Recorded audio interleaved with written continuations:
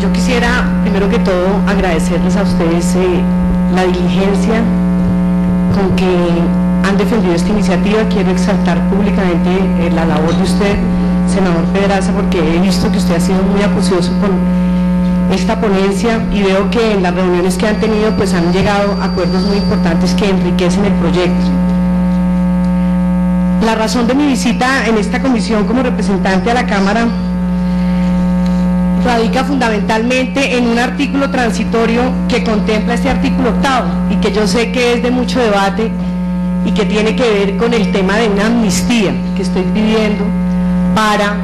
los conductores de servicio público en el tema de la infracción o la multa por sobrecupo. Y yo quisiera, señores senadores, pues respetando las decisiones, sabiendo que ustedes en este momento tienen la discusión del proyecto y que está en sus manos que esta iniciativa salga adelante, hacer una serie de reflexiones que considero importantes para que ustedes las consideren si a bien lo tienen. Sé que para este proyecto de ley el Ministerio de Hacienda y la Administración Distrital del Distrito Capital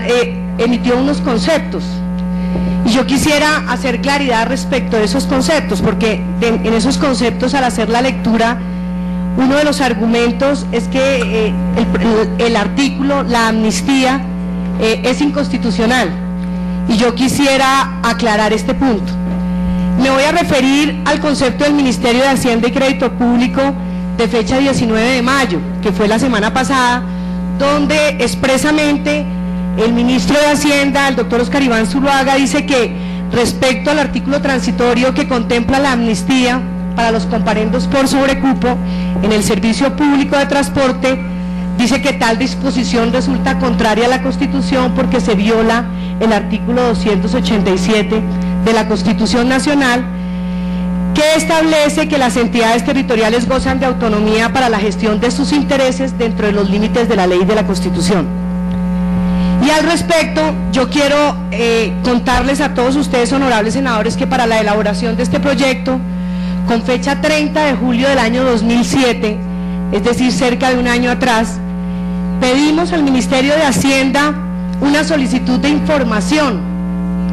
respecto de quién era el competente para decretar las amnistías en materia de multas e infracciones de tránsito. Y en esa época, es decir, 30 de julio de 2007, el Ministerio de Hacienda, con oficio UJ 157507, que yo quisiera adjuntarles, el mismo Ministerio de Hacienda, en cabeza del hoy ministro, el doctor Oscar Iván Zuluaga, claramente nos expresa, o me expresa a mí en este concepto, que por una sentencia de la Corte Constitucional, la C-495 del 15 de septiembre de 1998, la autoridad competente para conocer las amnistías de multas y de infracciones de tránsito es el Honorable Congreso de la República. Y en esa misma sentencia y en ese mismo concepto que cita el ministro de Hacienda, claramente hace algunas referencias que me voy a permitir leer textualmente. Dice el ministro en su concepto: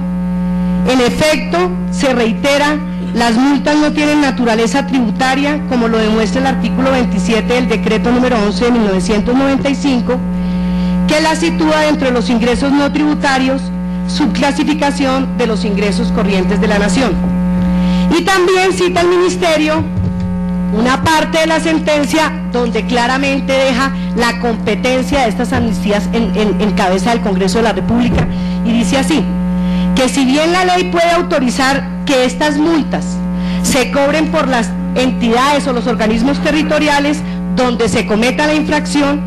no por ello se desnaturaliza la fuente de origen, que sigue siendo el Código Nacional Terrestre. Y finaliza este concepto ratificando la competencia del Honorable Congreso de la República.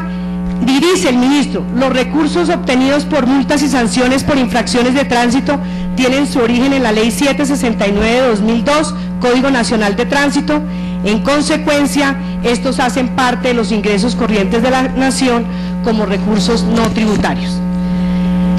Y hago mención a este concepto y a esta sentencia de la Corte Constitucional porque nos sirve de argumento también para debatir el concepto de la administración distrital,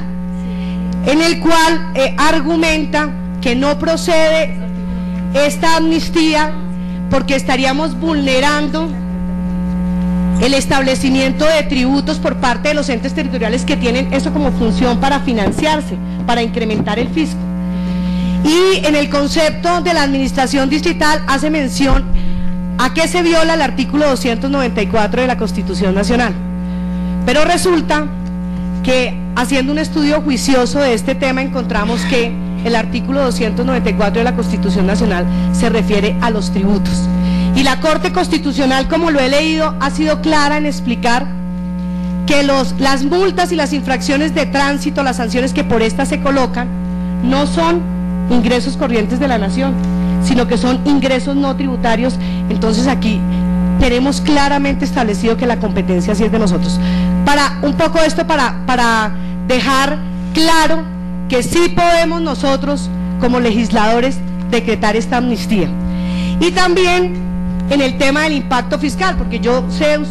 señores senadores, que para nadie es un secreto que cada vez que uno presenta un proyecto de ley, el ministro de Hacienda sale aduciendo que causa impacto fiscal y que no es posible la iniciativa. Pero hay que analizar el tema de las multas y las infracciones de tránsito desde el contexto en que el legislador las creó. Es que las multas y las infracciones no fueron hechas para incrementar el fisco, como bien lo decía, sino tienen un tipo de sanción preventiva. Entonces, mal hacen las entidades territoriales creyendo que con este tipo de recaudo en materia económica que se refiere a las multas pueden incrementar su fisco. Indiscutiblemente puede ser, pero no la consideración que se espera. Entonces, hechas estas precisiones, yo quisiera también entrar a contarles a ustedes, honorables senadores, la significación que representan estas multas en la financiación estatal, sobre todo esta. Y yo quisiera con detalle contarles a ustedes por qué estoy favoreciendo esta amnistía. No quisiera que quedara aquí en el ambiente ni de ustedes, honorables senadores, ni mucho menos en el de los colombianos, que como representante del movimiento Mira estamos defendiendo la irresponsabilidad, estamos atentando contra la integridad física y contra la vida de las personas. No, por el contrario. He visto y he apoyado y he escuchado con mucho juicio las intervenciones de cada uno de ustedes, del senador Plinio Olano, cuando hablaba de la calidad, y estamos de acuerdo. Pero es que esta infracción tiene algo especial que yo quisiera contarles a ustedes, un poco para sensibilizarlos, pero también un poco para que miremos la problemática social que viven los conductores. No solamente los conductores de Bogotá, sino los miles de conductores en todo el país. Decía el doctor Ferro, creo, si mal no estoy, es una población que ha sido estigmatizada, una población que, si bien es cierto, como en todos los sectores hay gente buena y hay gente mala, aquí hay más gente buena que gente mala. E infortunadamente en el tema del transporte, y ustedes lo saben más que yo porque ustedes son conocedores de ese tema por esta comisión que se especializa en el mismo, en el gremio del transporte se ha echado, discúlpenme la expresión, en una bolsa a todos como si todos fueran en igual categoría, y no es así. En el gremio del transporte están los empresarios, doctor Olano, están los propietarios y están los conductores. Y creo que en la mayoría de los casos los conductores son las personas